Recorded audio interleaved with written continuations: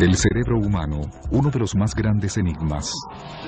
El cerebro es el mecanismo más complicado que existe en el universo. Hemos aprendido más sobre el cerebro en los últimos 5 años que en los últimos 5000 años. Salimos de la era de piedra solo hace unos pocos años. Por primera vez estamos viendo en realidad lo que sucede en el cerebro durante el sexo. Se sabe que el sexo se ubica en medio de los oídos, entonces debe ocurrir algo muy intenso en el cerebro durante el sexo. Lo que hace a algunos cerebros malvados. Escribí una lista de cosas por hacer: limpiar la casa, dejar de ver chicas, no matar. ¿Existirá realmente lo que se conoce como percepción extrasensorial? Finalmente, la tecnología está revelando los secretos del cerebro, está explicando por qué actuamos como lo hacemos. Está ayudando a los expertos a desarrollar nuevos métodos y máquinas para aumentar el poder del cerebro, así como revelando las habilidades desperdiciadas que todos tenemos en nuestras cabezas.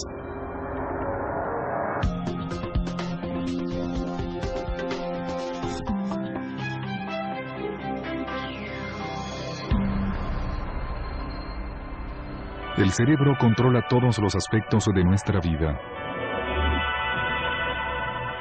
A medida que el ser humano ha evolucionado, el cerebro ha duplicado su tamaño.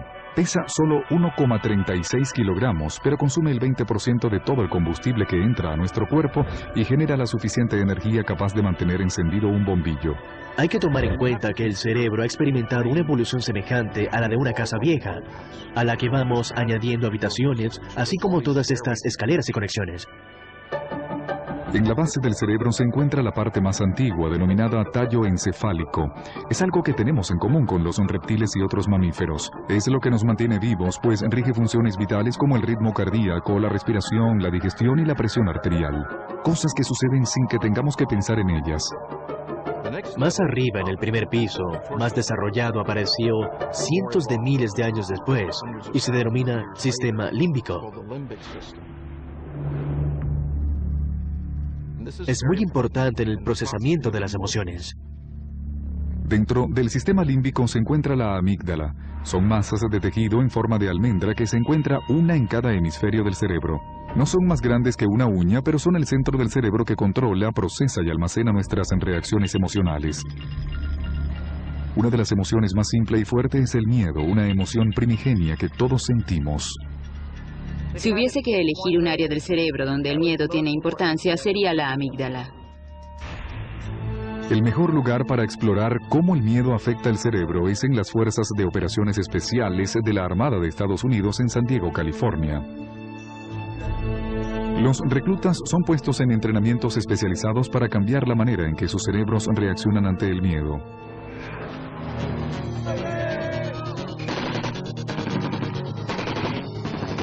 Prácticamente desde el primer día se somete a los estudiantes a un caos absoluto. Tienen que luchar. Cuando se analizan los errores cometidos en el campo de batalla, casi siempre están asociados a miedo o pánico. Así que la habilidad para controlar estos impulsos es extremadamente importante. De un total de 140 candidatos que comienza cada clase, solo un promedio de 36 se llega hasta el final. Los reclutas exitosos son aquellos que pudieron adaptar mejor sus cerebros a las exigencias del trabajo. Las condiciones físicas de los aspirantes no garantizan que superen este entrenamiento. Existen casos de atletas olímpicos que han abandonado este entrenamiento. Está el caso de un niño de Nebraska que, aunque pesaba 73 kilos y medio y no había visto nunca el mar, logró graduarse. ¿Por qué ocurre esto? Para resolver esta incógnita, la Armada recurrió a la neurociencia. Cuando nos enfrentamos al miedo, la amígdala es la que procesa la información recibida por nuestros sentidos y la que activa instintivamente el botón de pánico del cuerpo. La amígdala es en realidad una de las zonas de mayor interconexión del cerebro. Enviará señales a algunas zonas del tallo cerebral para producir una serie de respuestas corporales. Se comenzará a sudar, se acelerará el corazón, se sentirá congelado por momentos, hasta se podría salir corriendo. Este ejercicio, conocido como prácticas de tácticas defensivas con capuchas y parte de un sistema de defensa cercano, es una de las condiciones en que la Armada de Estados Unidos somete a sus reclutas de modo de poder controlar las señales emitidas por la amígdala. Nuestros estudiantes no podrán oír ni ver. Los instructores crearán un escenario. Luego se les quitarán las capuchas a los estudiantes y estos deberán reaccionar. Cuando tienes esa capucha puesta, solo tienes instantes para pensar en los posibles escenarios que podrías enfrentar. Algunas veces la respuesta correcta es veloz y letal. Otras veces no son violentas. ¿Sabe dónde queda una estación de gasolina? Mi auto se está quedando sin combustible. En esa dirección. ¿Sí? Gracias. Se intenta reproducir decisiones instantáneas, esas situaciones de alto riesgo que suceden en una fracción de tiempo.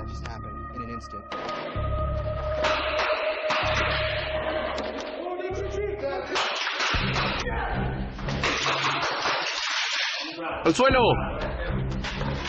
A lo largo de la carrera te enfrentas con el hecho de que el pánico se irá haciendo cada vez menor con el tiempo y el entrenamiento.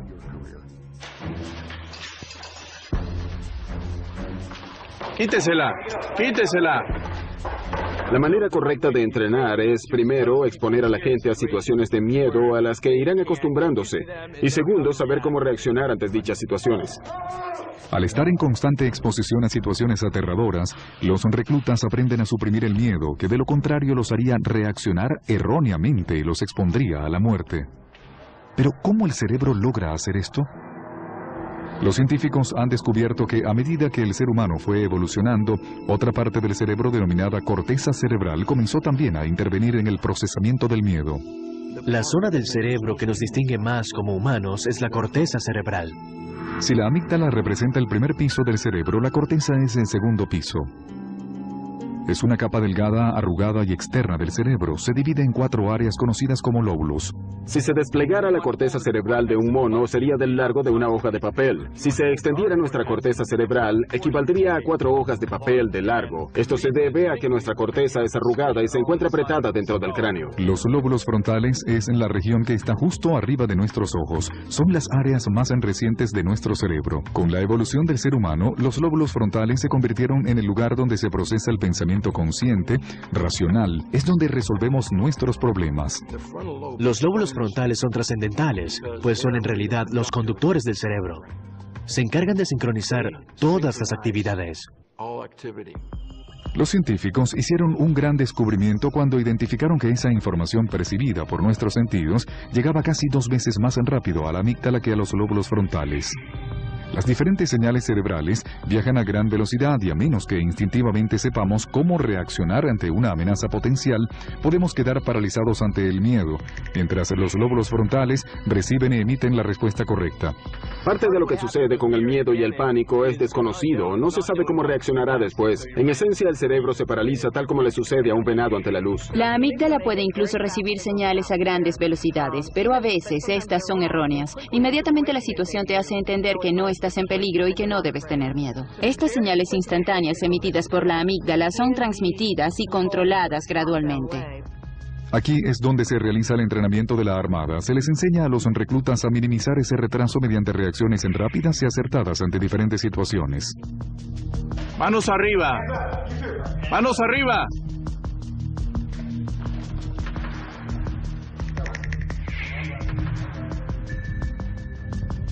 A medida que se aumenta la exigencia a las fuerzas especiales, la Armada continúa desarrollando técnicas de entrenamiento cerebral con el fin de aumentar el índice de aprobados.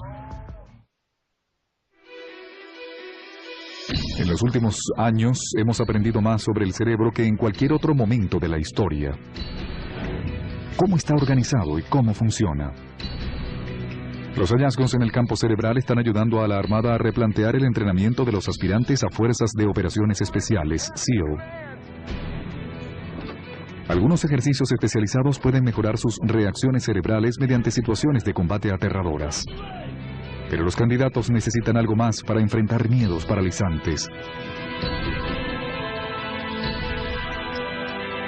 Los expertos creen que la evolución ha conectado nuestros cerebros al terror de estar atrapados bajo el agua. Como resultado, es casi imposible controlar el irresistible impulso cerebral de salir a la superficie para respirar. Y esa es la razón por la que los reclutas se esfuerzan tanto en pasar la prueba de resistencia bajo el agua.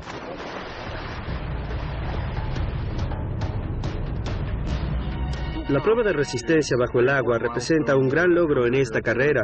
Se les evalúa la forma en que ellos abordan su temor estando sumergidos. Existe un hostigamiento controlado, planificado, que ha sido concebido para evaluar su comportamiento bajo el agua. Los estudiantes deben permanecer 20 minutos bajo el agua resistiendo continuos ataques a sus equipos de oxígeno propinados por los instructores. La mitad del tiempo que están sumergidos no tienen aire. Se les cierra el aire, se enrollan las mangueras que les suministran oxígeno en zonas difíciles de alcanzar. Es necesario que ellos respondan a todos estos problemas con una serie de procedimientos de emergencia. Antes de las pruebas, se instruyen las órdenes a los reclutas que deben irse cumpliendo paso a paso para ir desatando su equipo. Deben seguirlas al pie de la letra. Sin embargo, no es sencillo llevar la teoría a la práctica. Cuando bajas hasta el fondo, los instructores comienzan a atacarte. Te quitan la máscara. Mientras mayor es la angustia, mayor es el interés en ver cómo uno la maneja.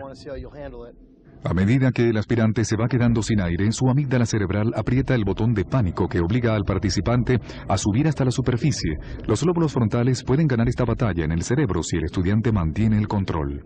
Es muy exigente físicamente, tienes que aguantar la respiración más de lo que normalmente puedes. Los instructores te llevan hasta el punto de quiebre para ver cómo respondes. Los candidatos no desatarán tan pronto los nudos, pues tienen a los instructores atrás atacándolos continuamente. Mientras mayor es la angustia, mayor es el interés en ver cómo uno la maneja. Querrás subir a la superficie y respirar o tomarás el poco aire que te queda, resolverás todos los problemas y harás lo que sea necesario para pasar la prueba. Los que más reprueban esta prueba son los integrantes de las Fuerzas Especiales, SEAL. La Armada quiere saber qué sucede dentro del cerebro de estos reclutas que origina estas respuestas.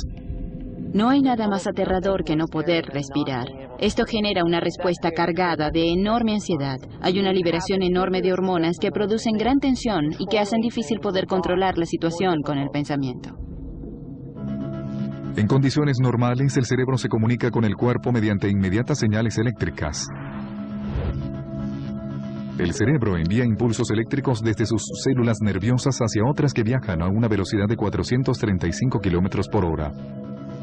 Esta es una de las vías en que el cerebro puede ordenar al cuerpo a hacer algo. Pero en condiciones extremas, el cerebro libera hormonas químicas. La zona del cerebro que percibe el miedo, la amígdala, dispara una reacción en cadena que envía hormonas de adrenalina y cortisol al torrente sanguíneo. Estas hormonas del estrés actúan como un comando de operaciones especiales que preparan el cuerpo para la acción. Aumentan la respiración, el ritmo cardíaco y la presión sanguínea. Los sentidos se tornan más agudos, la memoria más veloz y el cuerpo se vuelve menos sensible al dolor. Pero aún en este estado de alerta intensificado, las pruebas de resistencia bajo el agua siguen siendo extremadamente exigentes para muchos aprendices. Tu mente va a cualquier lugar, ves a tus amigos salir del agua, algunos han pasado, otros no. Te quedas evaluándote y diciéndote, bueno, aquel no pasó, podré aprobar y viceversa. Entonces piensas en cualquier cosa. Es imprescindible mantenerse enfocado en lo que se quiere lograr. Al final, el estudiante completa la serie de tareas y puede tocar el fondo y subir hasta la superficie para esperar que el instructor le comunique si pasó o no la prueba.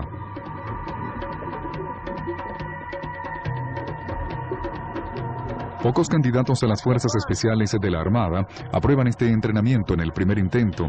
Algunos necesitan hasta 4 intentos. Hay mucho en juego por cada posibilidad. El pánico es la razón más común por la que se reprueba el entrenamiento bajo el agua, la pérdida de la calma. Para algunos de nuestros estudiantes, este es el fin. Su rendimiento los sacó del entrenamiento. La Armada quiere ayudar a estos candidatos que están en el límite y que tienen el potencial para pasar esas etapas críticas del entrenamiento. Luego de consultar a los expertos, se desarrolló un programa innovador de resistencia mental que consistía en un conjunto de técnicas para mejorar la capacidad de los aspirantes en el control del miedo, incluso en aquellas situaciones extremas. Allá afuera hay que luchar contra el dolor, por metas que queremos lograr para poder continuar. Las técnicas en las que estamos interesados son las que llamo las 4 grandes: establecer metas, ensayar mentalmente, tener pensamientos positivos y activar el control. Los científicos creen que fijarse metas funciona con la ayuda de los lóbulos frontales. El supervisor del cerebro, los lóbulos frontales, son los responsables del razonamiento y la planificación. Concentrarse en metas específicas permite que el cerebro ponga orden en el caos y mantiene controlada la amígdala, el centro emocional del cerebro.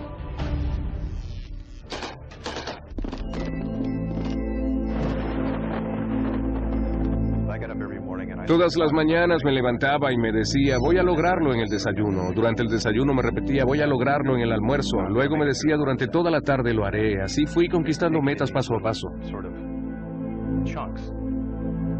La segunda técnica, el ensayo mental o la visualización, debe realizarse mentalmente y de manera continua mientras se realiza cualquier actividad, de manera que cuando llegue el momento de realizarlo, éste se desarrolle naturalmente.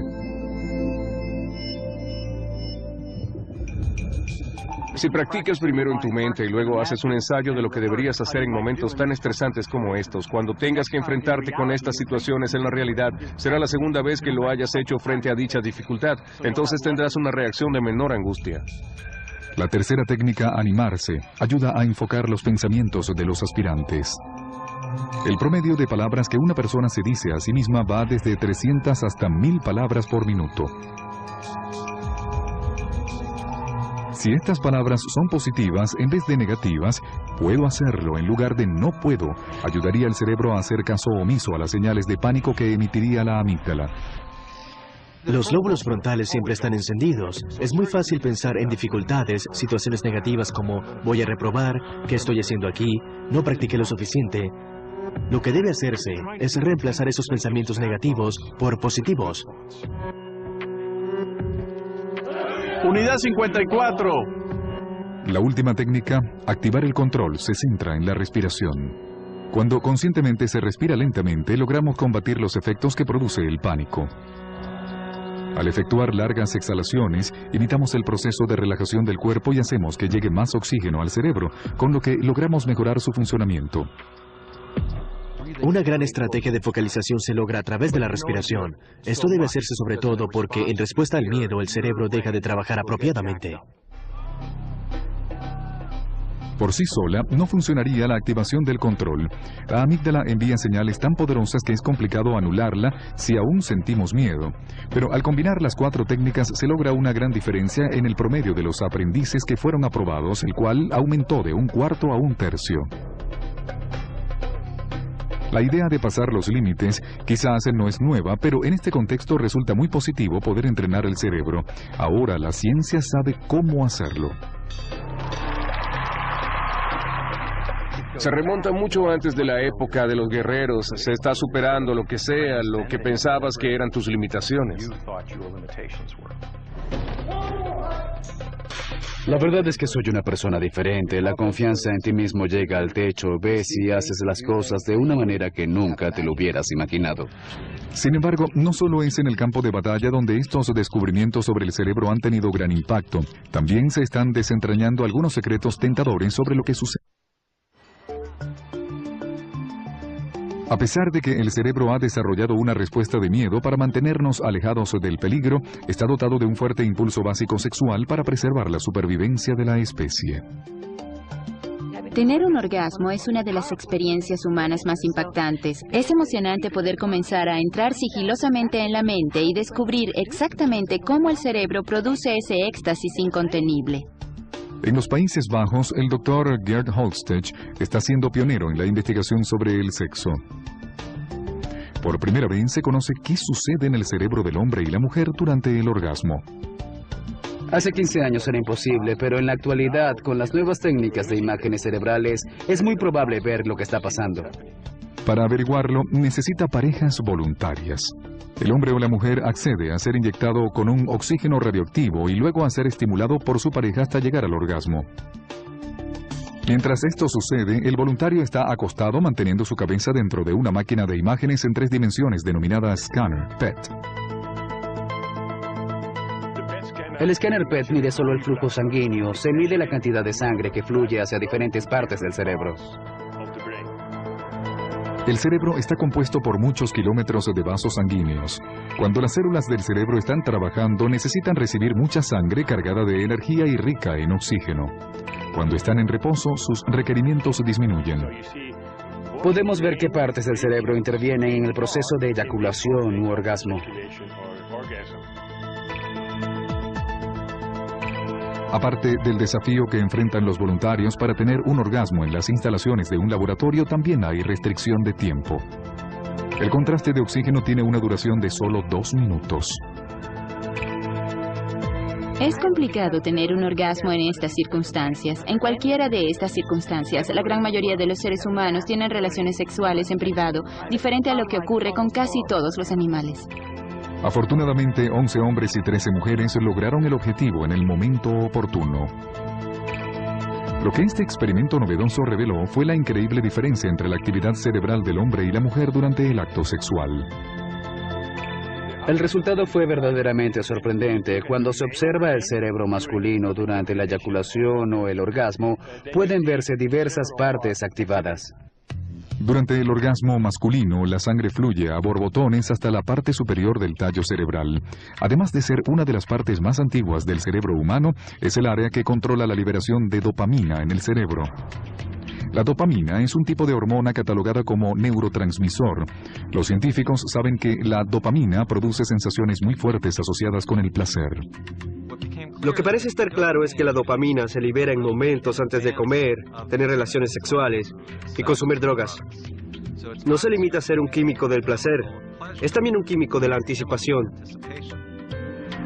Estás teniendo una inundación de dopamina. La dopamina es el mismo químico que se activa cuando se siente la euforia que origina la cocaína y otras drogas estimulantes. Por eso es una experiencia irresistible de éxtasis y energía. El experimento evidenció que en los hombres la sangre fluía lejos de las áreas cerebrales relacionadas con la ansiedad, pero en otras áreas permanecieron alertas. En los hombres se encontró que se desactivó la amígdala y aquellas regiones que tienen que ver con la ansiedad y el miedo. No sorprende que se desactiven otras partes del cerebro. Eso explica que no se sienta preocupación ni miedo, que no se piense en otra cosa que no sea en un orgasmo. El Dr. Holstech comprobó que las mujeres advierten una experiencia similar a los hombres con la dopamina, pero lo que más los sorprendió es cuánto se desconecta el cerebro femenino durante el orgasmo. La desactivación fue el hallazgo más importante.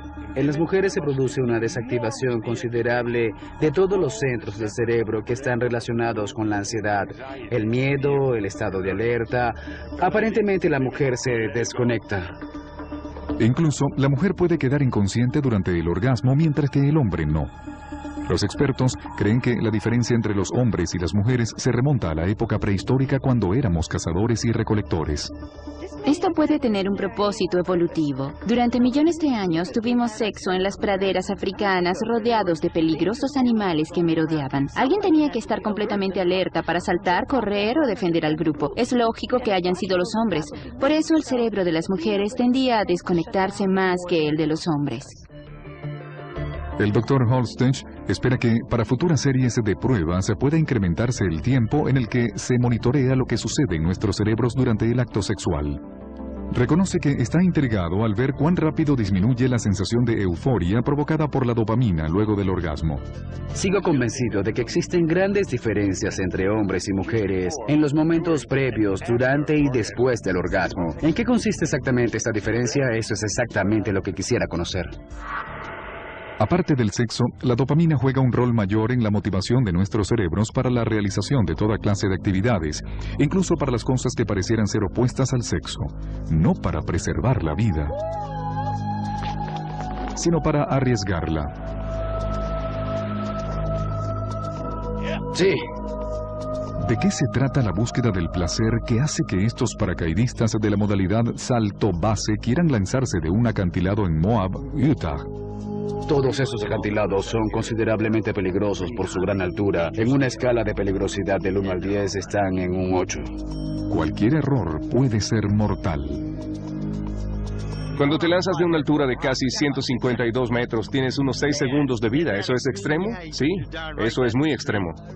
Y si es la emoción máxima para el cerebro de algunas personas, ¿por qué no para todo el mundo? Esta emoción es fundamental para nuestra felicidad, para sentir que estás vivo. Entonces vale la pena. Los científicos nos dicen, cuando el saltador base está pensando en el salto, su cerebro comienza a liberar dopamina. Tal como sucede con el sexo, la dopamina es esencial en la producción de la anticipación. A diferencia de lo que ocurre con el sexo, la amígdala no se bloquea, sino que envía en su lugar señales de miedo. Antes de saltar me tiemblan las piernas y me pongo nervioso, me sudan las palmas de las manos y millones de pensamientos me pasan por la cabeza. La preparación mental está bien, pero ¿qué pasa si el paracaídas abre hacia atrás? ¿Qué pasa si tengo problemas con alguno de los frenos? Aun cuando los paracaidistas están enfocados en el salto, no se han dado cuenta de que el efecto que produce la dopamina se mantiene durante todo el proceso. ¿Revisaste los 3 anillos? Sí, los revisé. Está bien, no se tuercen. Krista Christensen es principiante del salto base. Estoy muy emocionada. Mi corazón está latiendo con rapidez porque sé que cuando comienza la revisión del equipo se acerca el momento del salto. 3, 2, 1. Nos vemos. Me estoy poniendo nerviosa. No se parece a nada de lo que he hecho anteriormente. Lo recomiendo a aquellos que le temen a las alturas. Krista está nerviosa debido a que su amígdala, lugar donde ella esconde su miedo a las alturas, está presionando el botón de pánico antes de iniciar un salto de casi 122 metros de altura.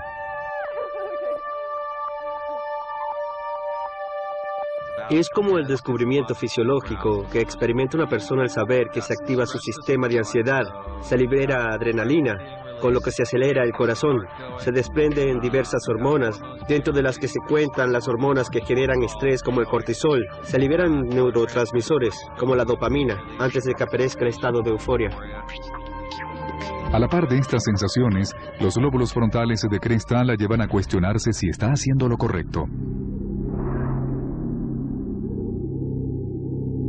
El miedo, el placer, los riesgos potenciales, todas estas señales son procesadas y puestas en acción en el cuerpo estriado, ubicado en el centro del cerebro.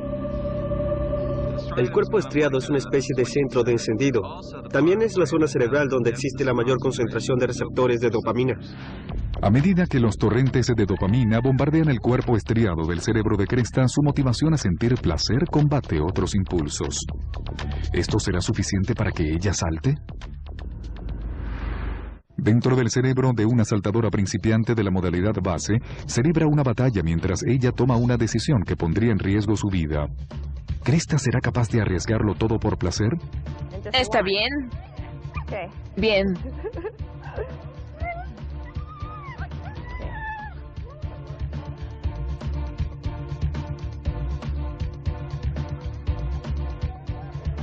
De acuerdo. ¡Sí!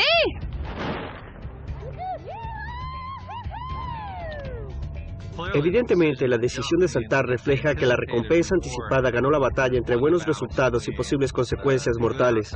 De lo contrario, abandonaría el acantilado y olvidaría la idea de saltar.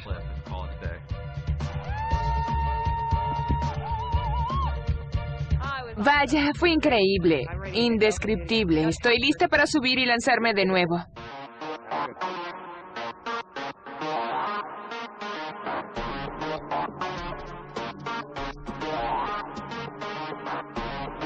Tan pronto como estos paracaidistas esquivan la muerte, comienzan a prepararse para el siguiente salto.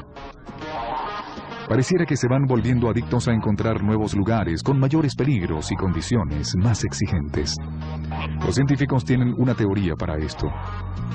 Cuando observamos lo que sucede en el cerebro en repetidas situaciones en las que disfrutamos placeres como comer, beber o incluso tener relaciones sexuales, notamos que la emisión de dopamina va disminuyendo cada vez. Es decir, con el tiempo esas actividades van siendo menos placenteras. Para los cazadores de emociones, esto significa tener que realizar actividades completamente nuevas o introducirle mayores riesgos a las que ya se hacen. La novedad da una gran sacudida a la producción de dopamina. Cuando observamos el salto de estos paracaidistas, encontramos una mezcla tanto de estos aspectos como de querer aumentar considerablemente la sensación de placer. Esto es lo que lo hace adictivo. En este punto, los paracaidistas base parecen estar de acuerdo. Al buscar nuevos y diferentes retos, se mantiene la emoción. Hay personas que saltan una vez y luego deciden no volver a hacerlo porque es muy arriesgado. Muchas otras continúan haciéndolo al menos una vez por semana. Si es que no lo hacen más seguido, es poca la gente que se aleja del salto base. 3, 2, 1, ¡nos vemos!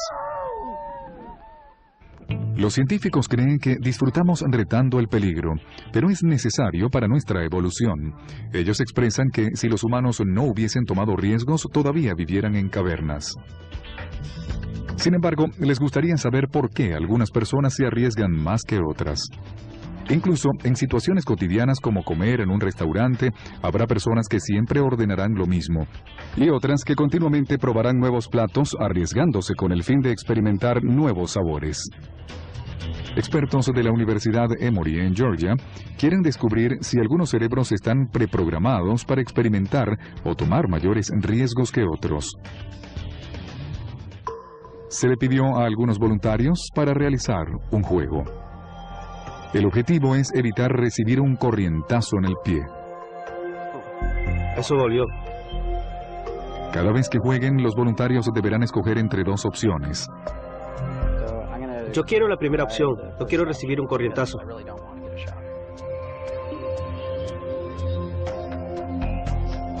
Recibí un corrientazo. Esta prueba se realiza con la ayuda de un escáner. El doctor Greg Burns monitorea la actividad cerebral con el fin de observar cuánta dopamina se libera antes de cada decisión. Lo que estamos viendo son rasgos que quizás estén genéticamente codificados. Entonces la gente solo tendrá la tendencia biológica de liberar más o menos dopamina ante una situación de riesgo. Sus experimentos sugieren que las decisiones tomadas desde los cerebros de las personas son constantes. Este científico está mejorando un programa de computación con el fin de predecir qué opción tomará la gente antes de elegir. Podemos sacar un patrón de las respuestas cerebrales a las diferentes opciones. A esto lo llamamos huella neural y le aplicamos un algoritmo por computadora. Luego el programa predecirá con alto porcentaje de exactitud cuál opción elegirán. Aunque la gente es diferente, pareciera que realmente tuviera un patrón invariable en la toma de decisiones. El doctor Greg Burns opina que todavía falta un tiempo para predecir algo complicado.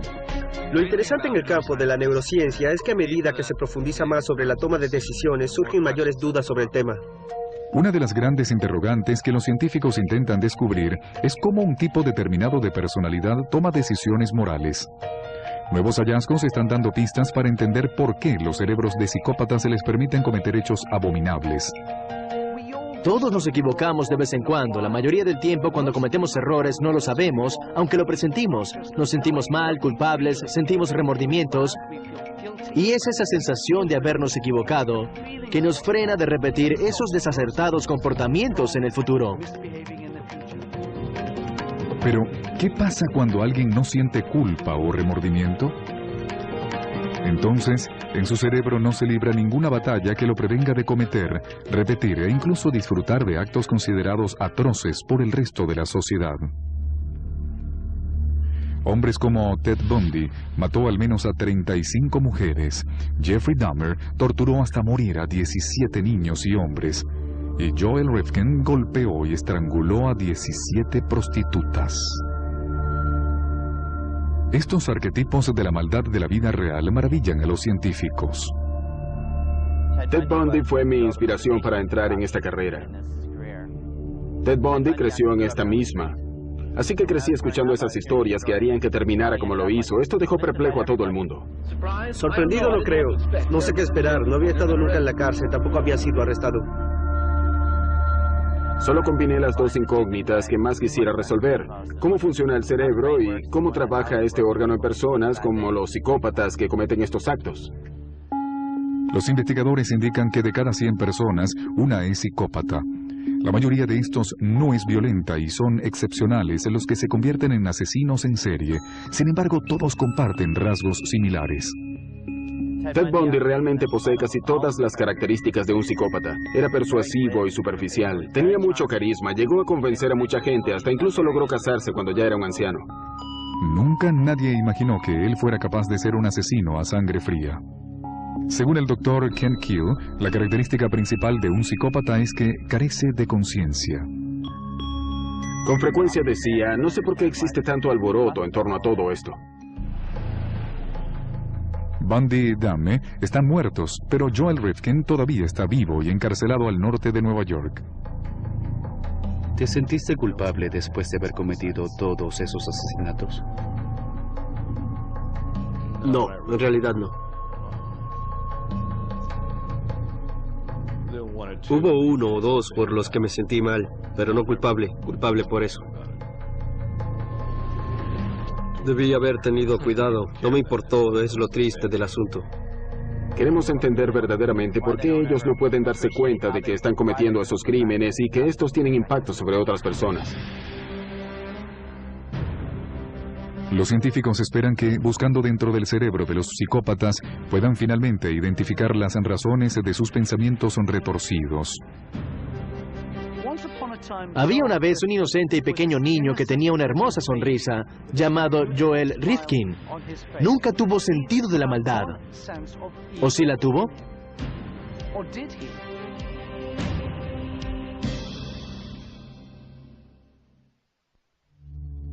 ¿Qué hace a algunos cerebros malvados? La respuesta podría descansar en los experimentos de avanzada que están desarrollándose en las prisiones de Nuevo México. Los investigadores creen que 1 de cada 20 internos padece de desórdenes de personalidad que pudiera ser psicopatía. Cuando el Dr. Ken Kill lleva a cabo sus estudios, existen abundantes temas potenciales de pruebas. Su objetivo es desarrollar nuevos tratamientos. Para lograr eso, necesita identificar cuáles son los aspectos que diferencian sus cerebros de otros. El objetivo ideal es poder ayudar a reducir el impacto que tiene el desorden mental, no solo sobre el individuo, sino sobre la sociedad. Inicialmente, entrevistó a los prisioneros para identificar a aquellos que mostraban tendencias psicópatas.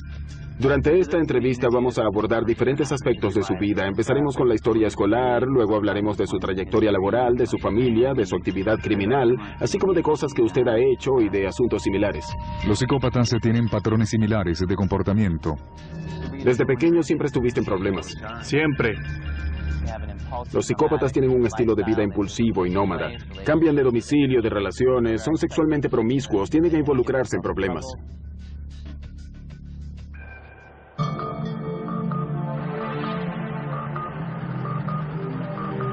A los prisioneros diagnosticados como psicópatas por el Dr. Ken Kill se les practica escaneos del cerebro. En la primera prueba, este investigador quiere ver cómo estos prisioneros reaccionan al cometer errores. Hemos escaneado a más de 300 internos. De hecho, hemos recolectado el registro de imágenes cerebrales más extenso del mundo, que es, sin lugar a dudas, el más extenso que se haya obtenido sobre psicópatas. Esto es evidentemente un imán. No suena mucho ahora, pero sonará realmente muy fuerte. El escáner utiliza campos magnéticos y energía radial para monitorear el flujo sanguíneo en el cerebro mientras el interno piensa y reacciona. En esta tarea verán en la pantalla una serie de X y K. Lo que quiero que hagas es que presiones con el dedo índice derecho el primer botón cuando aparezca una X en la pantalla. No lo aprietes cuando aparezca una K. Muy bien.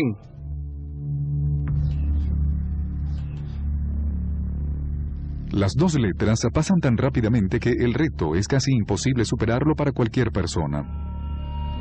Es muy difícil. La gente se equivoca mucho, aprietan el botón cuando no deben hacerlo. Queremos saber cómo sus cerebros aprenden a distinguir los errores y cómo se recuperan de esas equivocaciones. Mediante la observación de la actividad cerebral durante esta evaluación, el Dr. Kill pudo observar que los psicópatas no se preocupan tanto como lo hacen los individuos normales cuando cometen errores. Esto no quiere decir que sean poco inteligentes. Por ejemplo, Joel Rifkin, asesino en serie, tiene un coeficiente intelectual de 128. Este resultado lo ubica en la parte superior del 3% de la población. Lo que se convierte verdaderamente en un hallazgo insólito es que están sobre el promedio de inteligencia comparado con el resto de la población reclusa. Sin embargo, son personas irritables, impulsivas, manipuladoras y embaucadoras. Hubo momentos en los que me detuvieron con cadáveres dentro del automóvil y tuve que mentir para buscar la manera de salir de la situación. En realidad estaba buscando un lugar donde lanzar mi pequeño paquete. El policía me preguntó, ¿por qué estás deambulando por este suburbio? Le dije, estoy perdido. ¿Cómo llego a esta calle? No tenía idea a qué calle estaba apuntando, pero tenía un mapa y yo era muy convincente. En la segunda prueba, se les pide a los reclusos de Nuevo México clasificar fotografías según lo que ellos consideran moralmente objetable.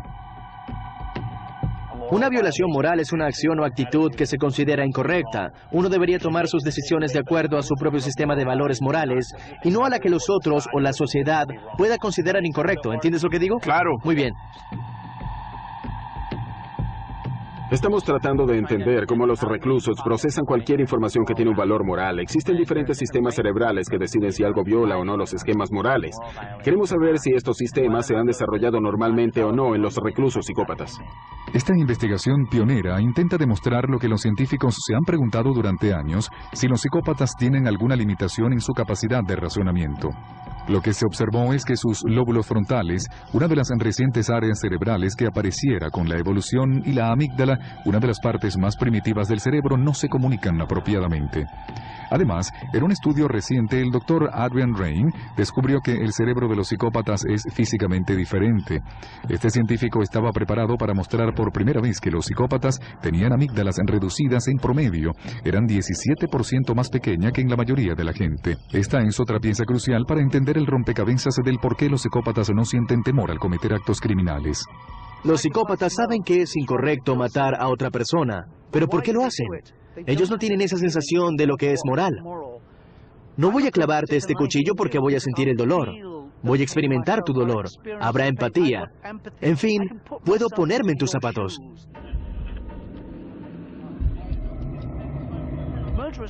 Los psicópatas como Joel Rifkin no pueden hacer esto. Él mató a todas esas prostitutas porque no le importó saber que debieron sentir al ser estranguladas. ¿Qué sintió cuando las estaba estrangulando? Solo me enfocaba intensamente en eso.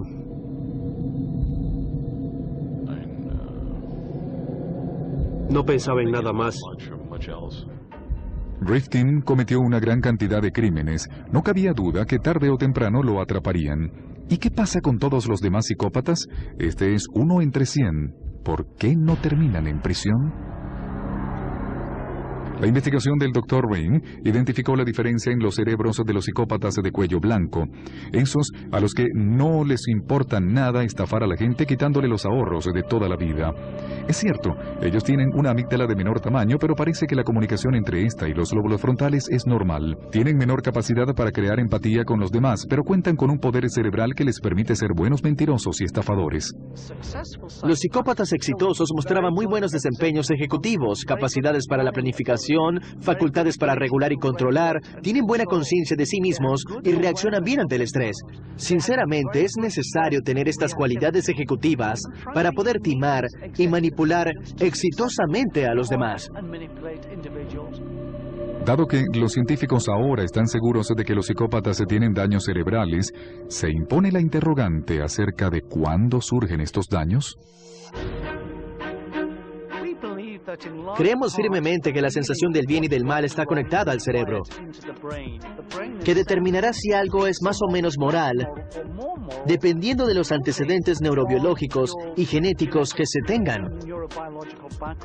Es decir, dependerá de nuestros genes y de cómo nuestro cerebro se desarrolló dentro de la matriz, aunque de acuerdo al Dr. Rain, esto solo refleja la mitad de la historia. Por supuesto, no puede descartarse el ambiente. Es el 50% de la ecuación. Es como tener dos lados de una moneda. Son ambas importantes, la genética y el ambiente. Encontrar la ubicación del bien y el mal dentro del cerebro ha sido un reto para los científicos.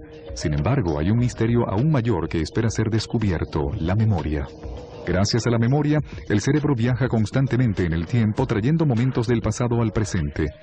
Esta capacidad es fundamental en la existencia del ser humano. La razón por la que tenemos memoria es para tomar mejores decisiones la siguiente vez. Por eso todos nuestros pensamientos y planificación del futuro vienen dados por la memoria. Aunque el funcionamiento de un órgano como el corazón es bien conocido, los científicos todavía están tratando de descifrar dónde se ubica la memoria dentro del cerebro. Hace 80 años se produjo un gran avance. En 1920, un neurocientífico llamado Carl Lashley le enseñó a unas ratas a salir de un laberinto. Luego afectó selectivamente partes de sus cerebros para ver dónde se localizaba el recuerdo de cómo salir del laberinto. Lo que encontró fue que los recuerdos no se circunscriben en un área específica. Es un sistema interconectado y extremadamente complejo. El sistema es verdaderamente complicado. De hecho, ni siquiera las supercomputadoras se acercan a la capacidad de almacenamiento del cerebro, que según especulaciones de los científicos puede almacenar 10 millones de bytes de memoria. El cerebro es el mecanismo más complicado que existe en el universo.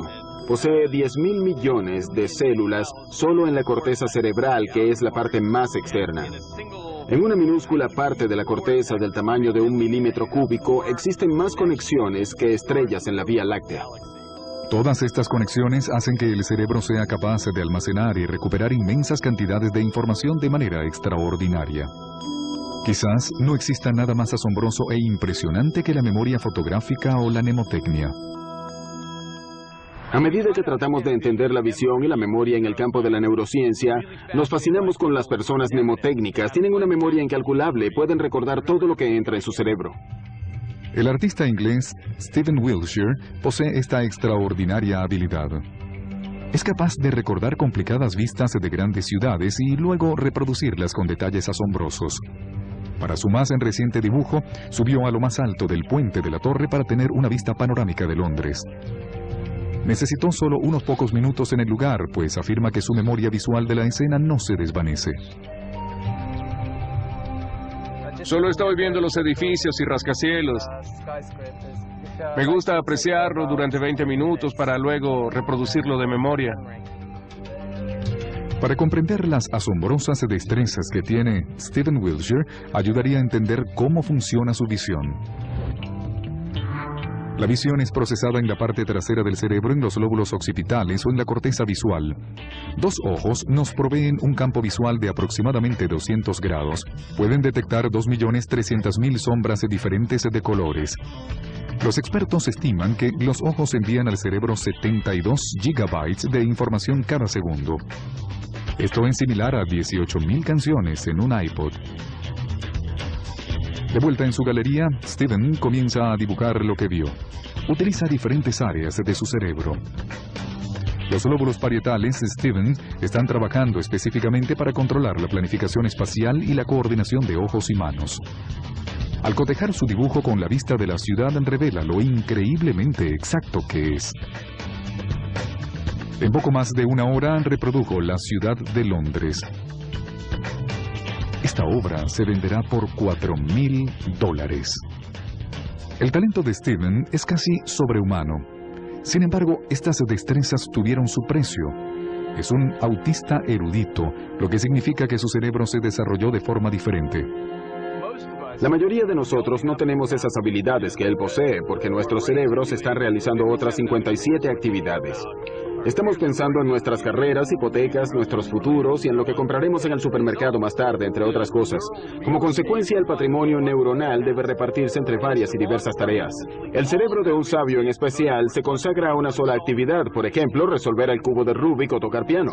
Por eso estas personas tienen deficiencias en otros aspectos de la vida, como su capacidad para socializar. Genios como Leonardo da Vinci, Mozart y Monet gozaban de increíbles memorias. Se especula que ellos también pudieron haber sido autistas. Mientras algunos cerebros pueden recordar prácticamente todo lo que ven, otros cerebros apenas pueden recordar. Por el amor de Dios, utiliza tu inteligencia. Bienvenidos a la vida de Clive Weirin, un hombre que padece la peor amnesia en el mundo.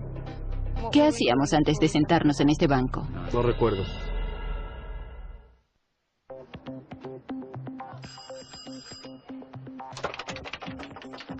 Hola.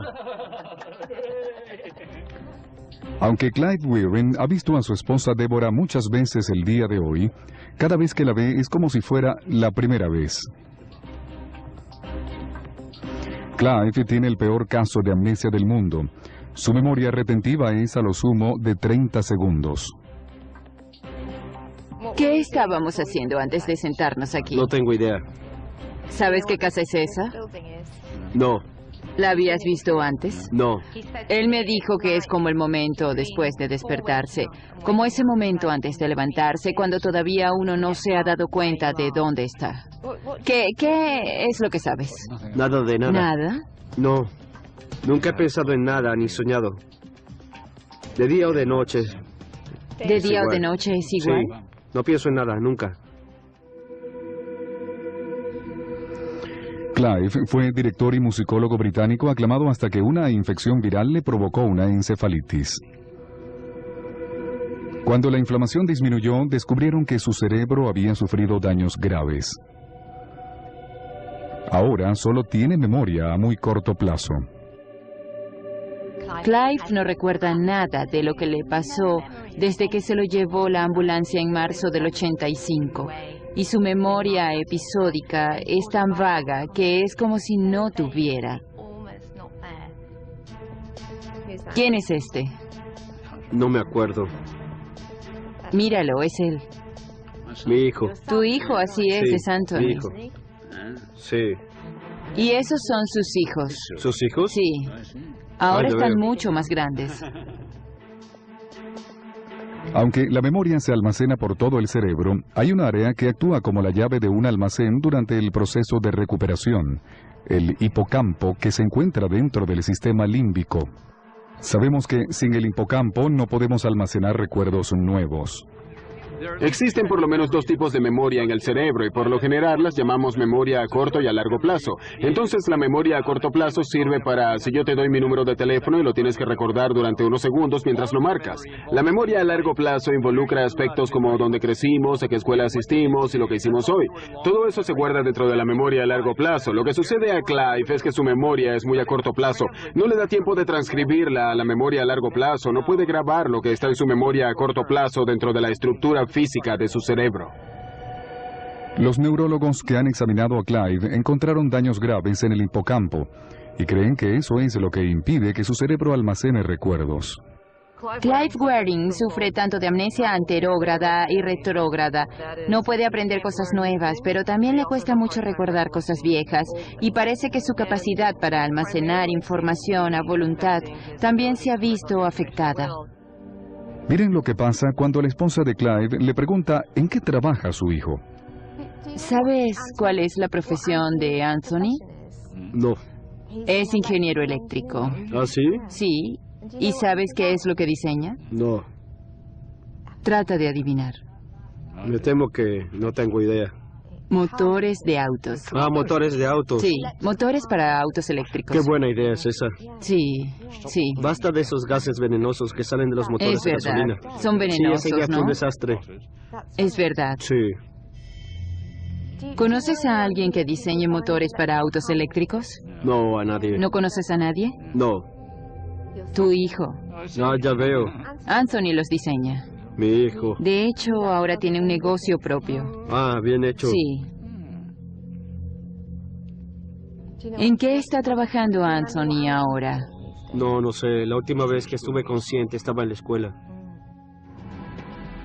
El caso de Clive es tan único porque no puede recordar detalles de su familia, pero sí se acuerda de otras cosas. El hecho de que pueda hablar y articular también nos muestra que su memoria procedimental, que se usa para hablar y construir oraciones, no está almacenada en la misma área que la memoria episódica que contiene las acciones y los hechos de nuestras vidas.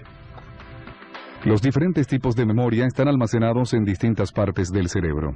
Los expertos creen que la memoria semántica podría almacenarse en uno de los lóbulos temporales, el izquierdo, el responsable del habla. Aún más increíble es el hecho de que Clive todavía toca el piano. Su memoria procedimental, que queda al lado derecho del cerebro y que usa para tocar el piano, no sufrió daños.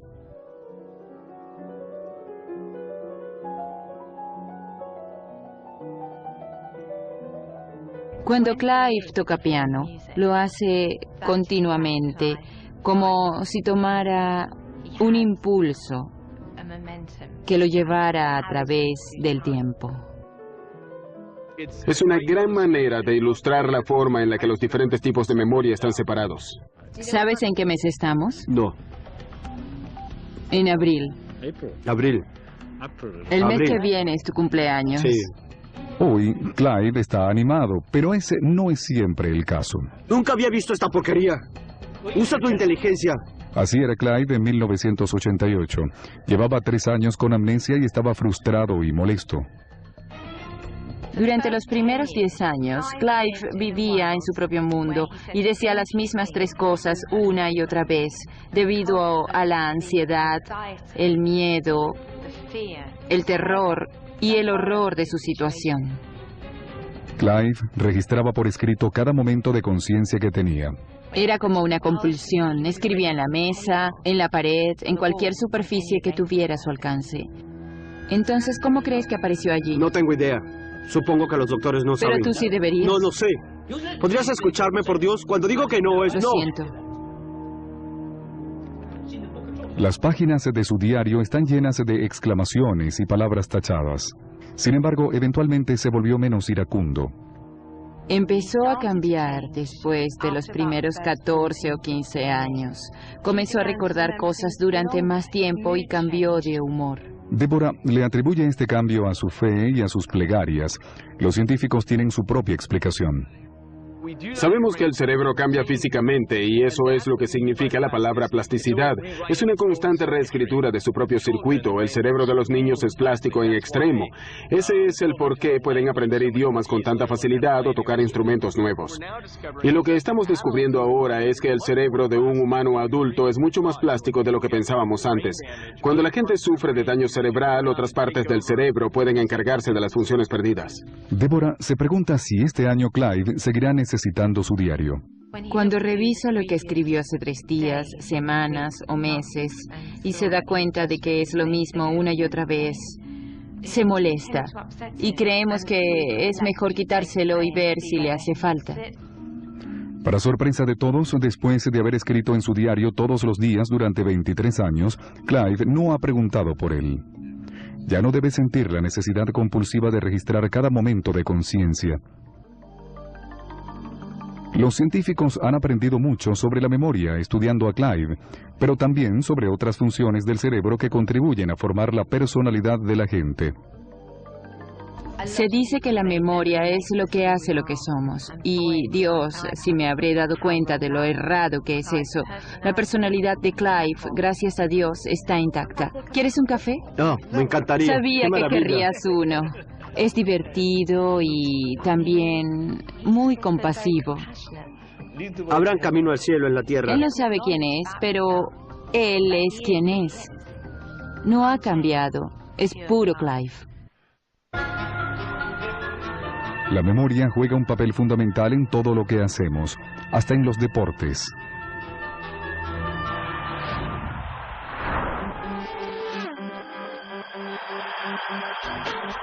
Los deportes se practican con el cerebro, pero no siempre fue así.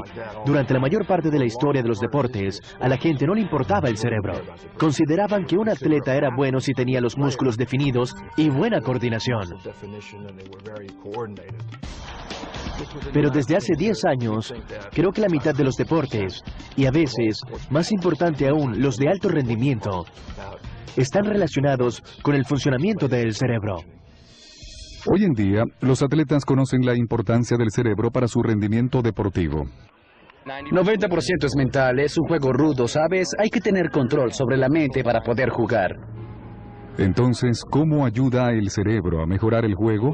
Casi todos los deportes son dinámicos y requieren que se tomen decisiones en cuestión de milisegundos. Y si nos equivocamos por un porcentaje pequeño, no haremos el hoyo. Y si somos una décima de segundo más lentos de lo que deberíamos, fallaremos el tiro. Esa es la pequeña diferencia entre ser bueno y ser de los mejores del mundo. A un nivel básico, se trata de coordinación mano-ojo y práctica. Práctica y más práctica. Y no hay mejor lugar para verlo que el Cirque du Soleil, donde los artistas deben practicar constantemente.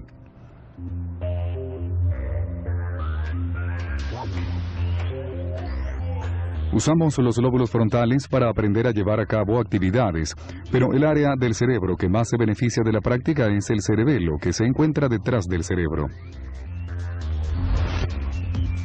Imaginen que el cerebro es una casa vieja a la que con el pasar del tiempo se le han ido añadiendo cuartos nuevos. El tallo cerebral es el sótano porque fue el primero en evolucionar y después el cerebelo. Es una parte antigua del cerebro, el sótano. Es casi el único responsable por las secuencias complicadas de movimiento. El cerebelo manda señales a los 100 billones de células nerviosas del cuerpo, y en respuesta, estas le dicen a los músculos lo que queremos que hagan. El lóbulo frontal monitorea la actividad, pero la mayor parte del tiempo no se entromete y deja que el cerebelo y el resto del cerebro se dediquen a la actividad que han practicado una y otra vez. Los científicos creen que los lóbulos frontales sencillamente no pueden procesar información a la velocidad necesaria para ejecutar actividades de alto nivel. Por lo que el cerebelo toma el control usando la memoria procedimental, la misma que usa Clive Weirin para tocar el piano. Es como abrir un archivador y sacar un recuerdo motriz de algo que ya se haya practicado. Y los expertos ahora saben por qué la práctica hace al maestro. Mientras más se practique, mejor recuerda el cerebelo exactamente cuáles nervios y músculos utilizar cada vez que sea necesario. En psicología del deporte se dice que toma 10.000 horas de práctica alcanzar el nivel de experto. Tales niveles de capacidad tan extremos podrían en realidad almacenar recuerdos dentro del mismo músculo, una secuencia de contracción y relajación, pero el cerebro sigue siendo esencial. Si el cerebro sufre daño, tendrá poca actividad y por supuesto es necesario que el cuerpo esté intacto. La fisiología es necesaria. En el baloncesto ayuda el ser alto. Para correr caballos ayuda el ser pequeño. Pero el cerebro de todos los atletas tiene que estar sincronizado con su actividad deportiva. Pero más allá de la práctica y de tener el cuerpo adecuado, el cerebro juega otro papel vital en los deportes. Imaginen a un levantador de pesas tratando de levantar una cantidad de peso impresionante. Para eso tiene que ser en extremo musculoso. Los soldados especiales de la Armada de los Estados Unidos usan una técnica de respiración para calmarse, mientras que los atletas necesitan variar sus niveles de excitabilidad. Los científicos del deporte llaman a este proceso modulación emocional. Creemos que la modulación emocional es el botón del volumen del cerebro. La amígdala del sistema límbico es la que controla nuestras reacciones emocionales. Es la que nos prepara mentalmente para competir. Es la que preparaba mentalmente al hombre antiguo para la caza.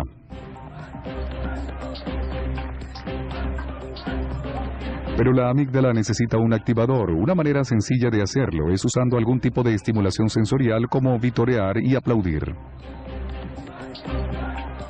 Se puede controlar externamente haciendo ruido o aplaudiendo. ¿Por qué?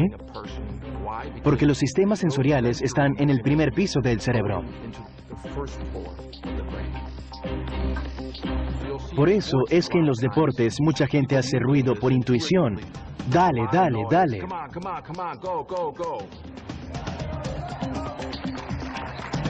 Los atletas necesitan prepararse antes de que comience el juego, tener el nivel adecuado de excitabilidad, porque el baloncesto es un deporte de contacto.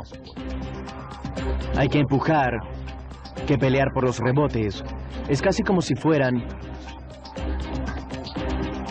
juegos de guerra.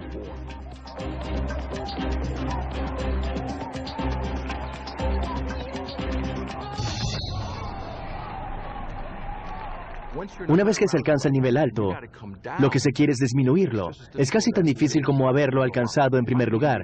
Quizá más difícil aún, como cuando de repente detienen el juego para lanzar un tiro libre. El jugador tiene que tranquilizarse y enfocarse en cuestión de segundos.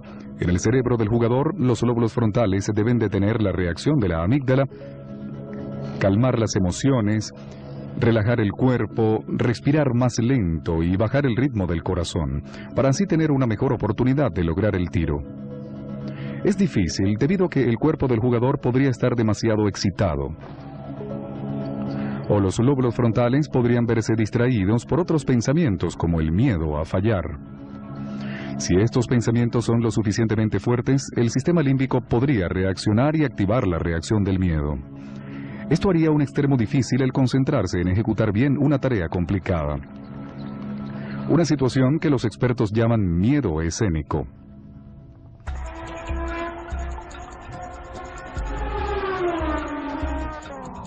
El miedo escénico es el mayor responsable del bajo rendimiento atlético y para tener éxito, los atletas deben poder controlarlo por completo.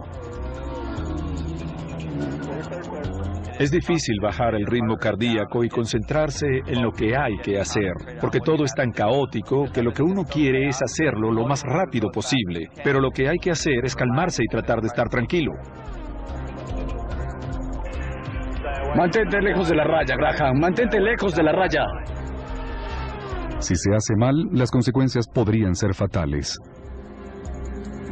Si me desconcentrara en algún momento, podría chocar. La velocidad máxima puede llegar a ser de hasta 400 kilómetros por hora. Y a esa velocidad, cualquier cosa puede pasar. Y cuando se choca contra el muro es bien duro.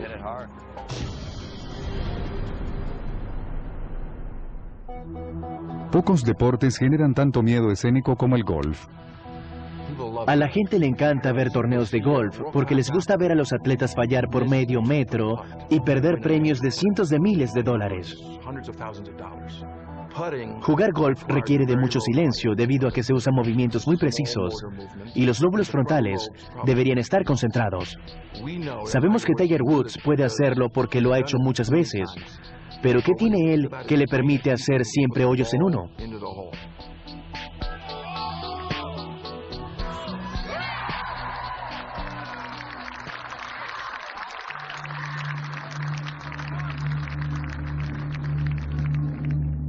Lo que descubrimos fue que el cerebro puede tanto ayudar a los atletas a tener éxito en algún deporte como a fracasar. Y creemos que Tiger Woods encontró la manera de tener éxito la mayoría de las veces, debido a su capacidad de modular el funcionamiento de su propio cerebro. Los científicos no pueden escanear el cerebro de Tiger Woods en acción. Tendría que estar acostado sin moverse y así no podría jugar golf. Así que tendrán que adivinar. Debido a que parpadeaba tan poco durante las jugadas, creemos que sus niveles de ansiedad se mantienen bajos, porque el parpadeo por lo general está asociado con la ansiedad. Siempre está relajado, como somnoliento, adormilado, pero aún así tiene la concentración suficiente que necesita para completar la tarea.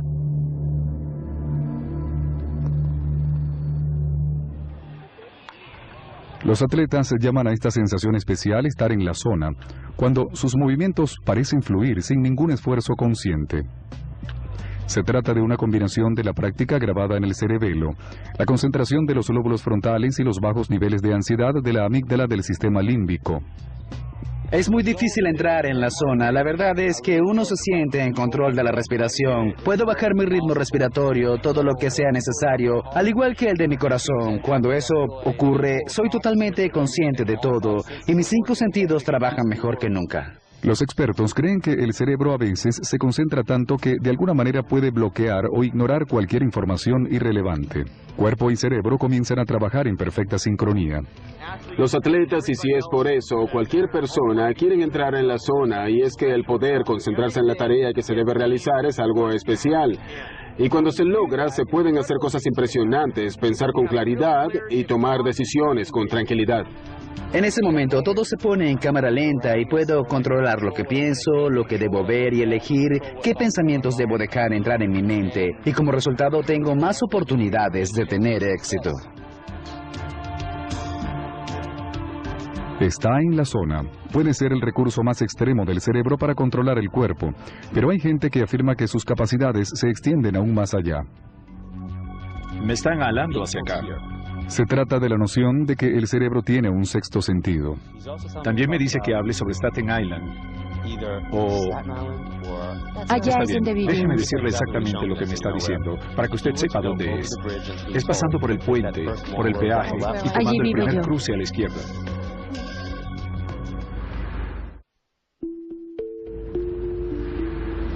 Nuestros 5 sentidos son puertas que comunican a nuestro cerebro con el mundo exterior. Recibimos señales a través de la piel, ojos, nariz, lengua y oídos.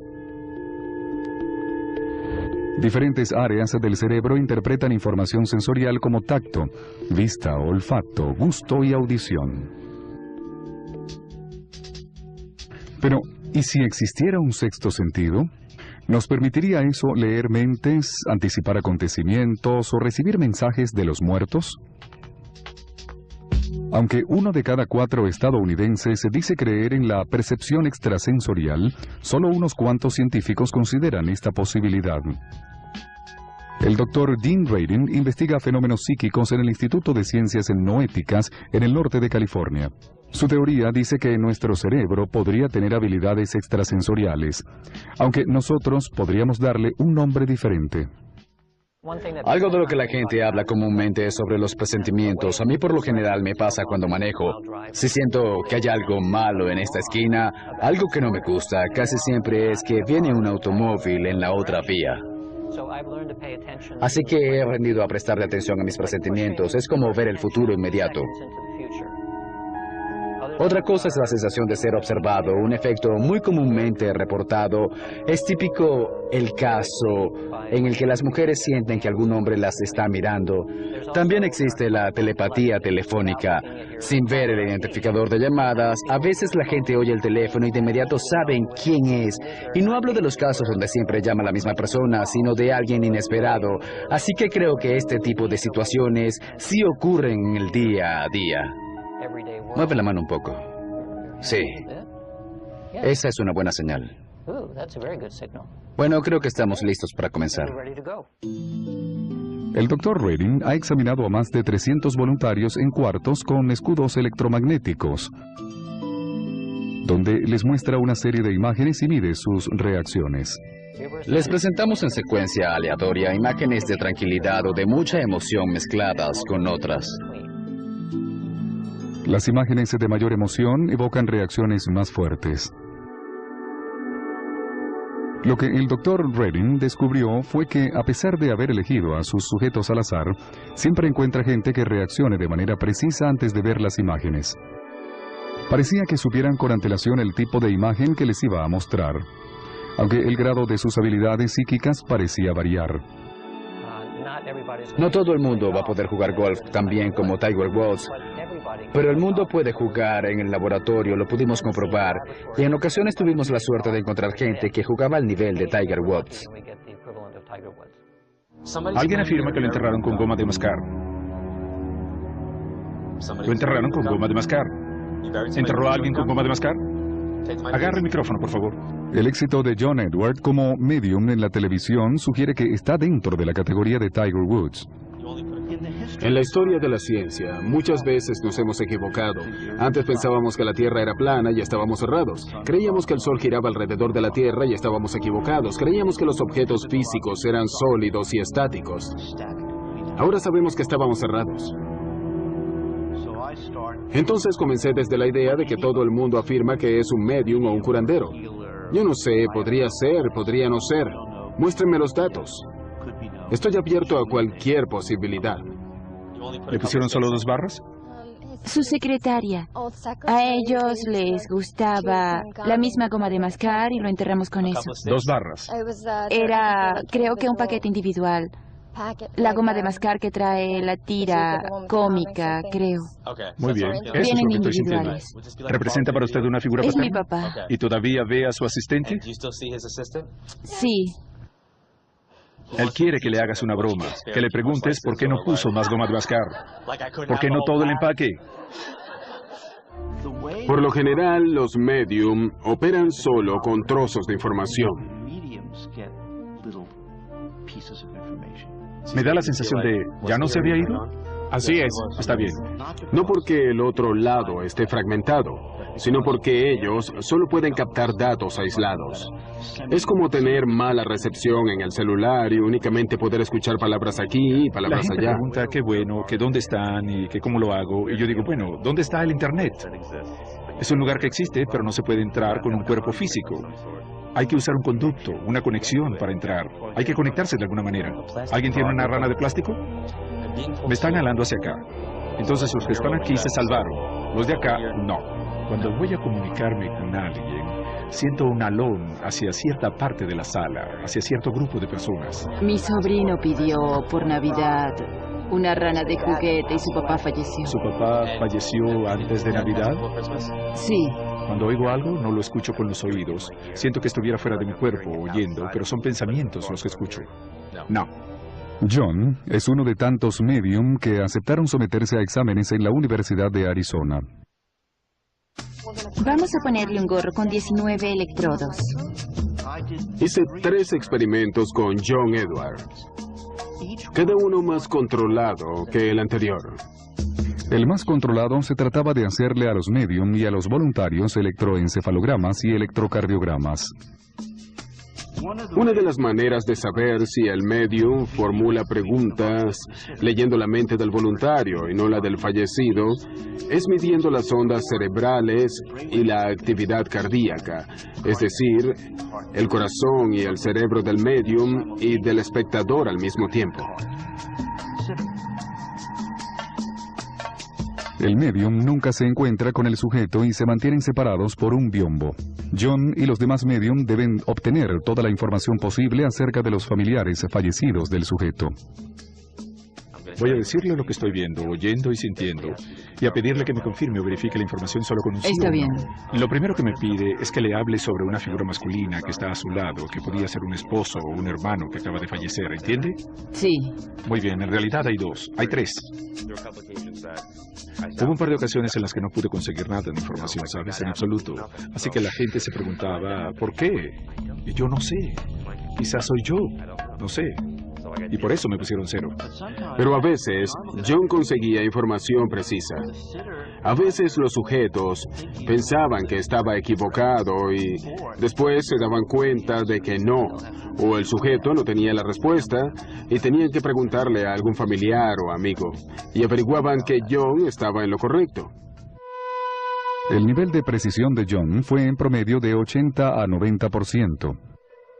Y los electros mostraron que ni sus ondas cerebrales ni su ritmo cardíaco eran iguales a los del sujeto. Descubrimos que el corazón de John no estaba en sincronía con el del sujeto, lo que implica, por supuesto, que él estaba prestando atención a otra cosa. También me pidió que le hablara sobre un perro, no sé. Ah, debe ser mi perro Jaeger. ¿Jaeger? Sí.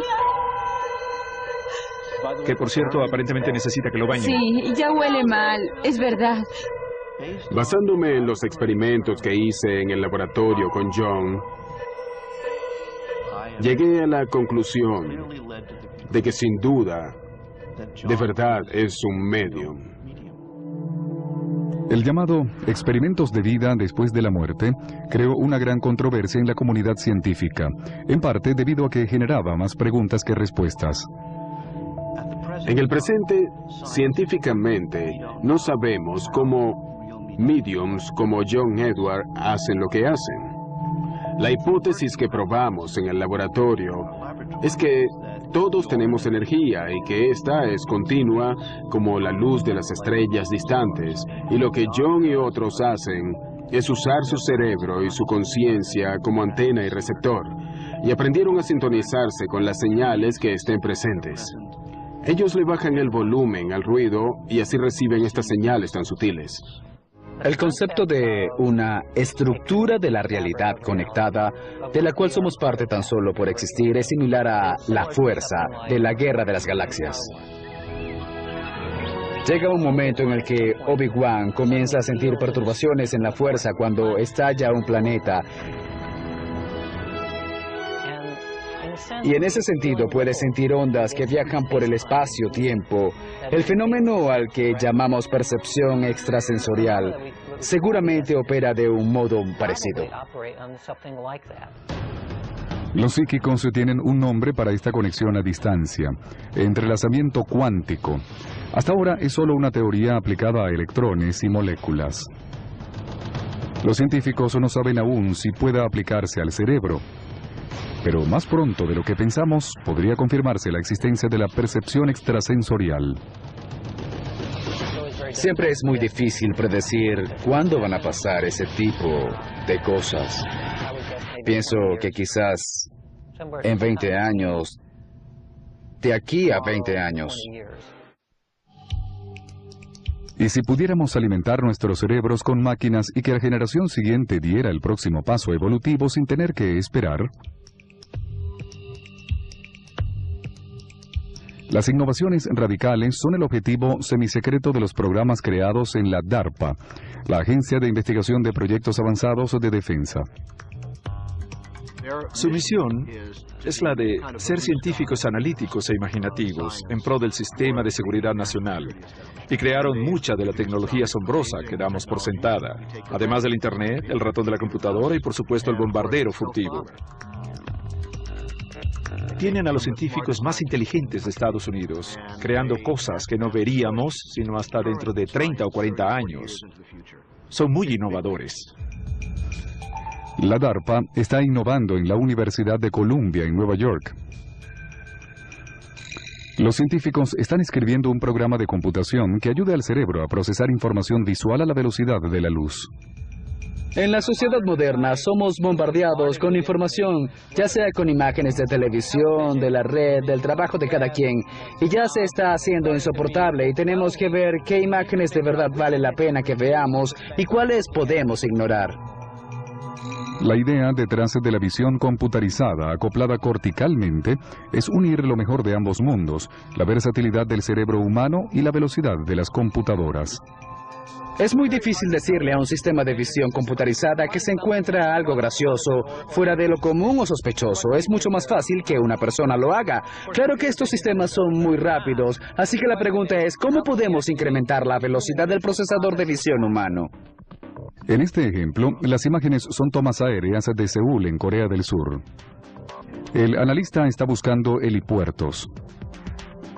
El método viejo requería de una búsqueda metódica de entre miles de fotografías para poder ubicar cada uno de los helipuertos. El método nuevo requiere que el analista use un casco de electroencefalografía con docenas de electrodos que detectan la actividad eléctrica cerebral que tiene lugar debajo de la superficie del cráneo. En un cerebro normal, la corteza visual extrae detalles de la fotografía. La información viaja a los lóbulos frontales para la toma de decisiones. Después, la corteza motriz genera una reacción, un clic en el ratón o el movimiento de los ojos. El prototipo del programa intercepta las señales, filtra la actividad cerebral irrelevante y se enfoca en el momento subliminal en el que los ojos ven el helipuerto. En unos segundos, el analista puede filtrar lo que busca de entre miles de imágenes.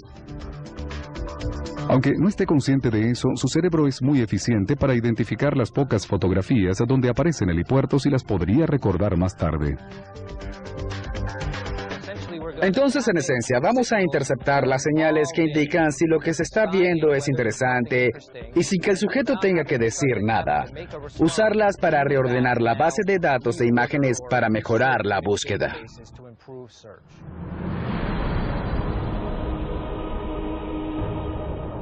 Esta tecnología visual de avanzada ayuda a los analistas de imágenes a trabajar hasta 4 veces más rápido. Esta tecnología podría adaptarse para ayudar a los pilotos de combate a tomar decisiones en fracciones de segundo, o para mejorar el trabajo de vigilancia de la policía o del personal de seguridad. También hay otras opciones además de la defensa y la inteligencia. Una aplicación posible de interés y que tiene una alta tasa de transferencia de la información podría ser el mercado de valores o las operaciones bursátiles. Es decir, los operadores tienen que asimilar la información que aparece en diferentes pantallas. Puede ser que vean algo, pero no pueden hacer nada en el momento. Con esta tecnología podrían etiquetar lo que haya sido de interés para el operador y otra persona podría procesarlo. Estos aparatos podrían ser de interés para la investigación médica y los grupos de mercadeo podrían usarlos para grabar la primera reacción de la gente ante un producto o campaña publicitaria. Una compañía de videojuegos de California ya cambió los controles por poder mental. Un casco similar al de electroencefalografía capta tanto la actividad eléctrica del cerebro como los movimientos de los músculos faciales. Las señales se traducen en comandos en la pantalla. Los jugadores se levantan objetos y derrotan villanos no con un clic, sino con el pensamiento. La posibilidad de implantarse una agenda electrónica en el cerebro es casi inimaginable. A medida que envejecemos, nos preocupamos por no poder recordar nombres o caras. Tenemos que encontrar maneras de compensar la pérdida de, si se quiere, la memoria que ha evolucionado de forma natural. Y creo que vamos a tener que meternos una red social en la cabeza. Para ese momento va a ser muy difícil ver dónde terminamos nosotros y comienza la tecnología, ¿sabes? En la Universidad Duke, en Carolina del Norte, un equipo de neurocientíficos ya está dando el próximo paso. El equipo implantó electrodos en el cerebro de una mona y aislaron las señales que el cerebro le enviaba a las piernas para caminar. Durante un experimento reciente pusieron a la mona en una caminadora y mandaron su actividad cerebral vía internet a Japón para controlar un robot humanoide de 1,50 m. A la mona le dieron pasas como recompensa por haber hecho caminar al robot. Al terminar el experimento apagaron la caminadora. En su deseo por más pasas, la mona siguió haciendo que el robot caminara solo con el pensamiento. Hubo otro avance similar en la Universidad de Pittsburgh, en Pensilvania. Un grupo de monos con sensores en el cerebro aprendieron a controlar un brazo mecánico y lo usaban para alcanzar alimentos. Esto tendrá grandes implicaciones en la medicina para la gente con miembros amputados o que sea cuadripléjica. Esto les dará la capacidad de mover brazos y piernas mecánicos y podrán interactuar con el ambiente de una manera en la que no habían podido antes. ¿Podría haber esperanza para el futuro de alguien como Clive Weirin, quien sufre de un daño cerebral que le impide procesar recuerdos nuevos? No recuerdo haberme sentado aquí. No sé cómo llegué aquí. Experimentos que se están conduciendo en la actualidad con ratas podrían algún día llevar a la creación de un hipocampo sintético para humanos. Si se pudiera hacer, en teoría, podríamos meterle recuerdos nuevos al instante de la misma manera que hacemos con los chips de computadora en la actualidad. Entonces, ¿qué tal si en vez de perder meses y meses aprendiendo un idioma nuevo, pudiéramos descargarnos un diccionario en el cerebro? ¿O qué tal sin tener que haber estado en cierto lugar antes y en vez de tener que andar llevando una guía turística pesada encima y tener que pararse en medio de la acera cada 5 minutos para ver dónde estamos, pudiéramos descargarnos un mapa de la ciudad que estamos visitando en el cerebro o información sobre los monumentos que estamos viendo? Hoy en día se están diseñando drogas que les permita a las tropas de combate mantenerse despiertos durante 2 o 3 días sin efectos secundarios. Un químico nuevo, la ampaquina, está diseñado para ayudar al neurotransmisor glutamato a trabajar mejor en un cerebro cansado y a mejorar la memoria, el aprendizaje y la cognición. Eventualmente, esta droga podría terminar siendo de uso diario. La falta de sueño siempre da como resultado una tendencia a cometer errores. Yo creo que vamos a poder resolver ese problema. Gente que tiene que trabajar toda la noche podrían hacerlo muy bien sin tener que dormir. Los que tienen que estudiar para algún examen, la gente que tiene que viajar por diferentes zonas horarias, por trabajo. En el futuro cercano, los científicos esperan diseñar encefalógrafos portátiles. Una vincha con diodos emisores de luz podría reflejar esta luz en los lóbulos frontales para detectar la actividad cerebral. Esa información podría alimentarse en una unidad no más grande que un paquete de barajas. En vez de estar acostados sin moverse dentro de una máquina gigante de resonancia magnética, los usuarios podrían descubrir qué pasa en su cerebro cuando, por ejemplo, practican algún deporte. Podremos examinar el cerebro de superatletas como Federer, Agassi o Tiger Woods y ver que no necesariamente son anatómicamente diferentes, pero sí en funcionamiento. Son distintos en términos de cómo procesan la información. La segunda aplicación de esta nueva tecnología es la de ayudar a los atletas a rendir mejor o más allá de su capacidad actual. La tecnología de imágenes médicas todavía está en su primera etapa de desarrollo. Lleva en su uso menos de 20 años y en comparación con los 100 que llevan los rayos X, su único límite es nuestra imaginación. Las imágenes que ahora podemos sacar del cerebro, aunque son impresionantes, son muy burdas. Son imágenes generales. La gente dice que serían mejores si fueran de grano más fino y con más relieve, y a nivel molecular. Yo creo que ese será el próximo paso a dar. Aunque hayamos aprendido mucho sobre el cerebro, todavía nos queda mucho por descubrir. Todavía hay muchas preguntas sin contestar sobre el cerebro, preguntas en apariencia sencillas. ¿Cómo se almacenan los recuerdos y cómo se recuperan? ¿Por qué dormimos y soñamos? ¿Qué es inteligencia? ¿Por qué la gente tiene diferentes habilidades? ¿Y cómo percibimos el mundo? ¿Cómo percibe el tiempo el cerebro? ¿Qué es la conciencia? Si logramos responder estas preguntas, quizá en el curso de 100 años más, ¿qué seremos capaces de hacer con nuestro cerebro? Un órgano complicado, pero a la vez todavía impulsado por instintos primitivos. Evolucionamos en un mundo muy diferente al de hoy en día. Y por eso tenemos que seguir adaptándonos. Ahora, para mí, ese es el misterio más grande de la neurociencia en este momento. ¿Cómo se irá a adaptar nuestro cerebro al siglo XXI y más allá?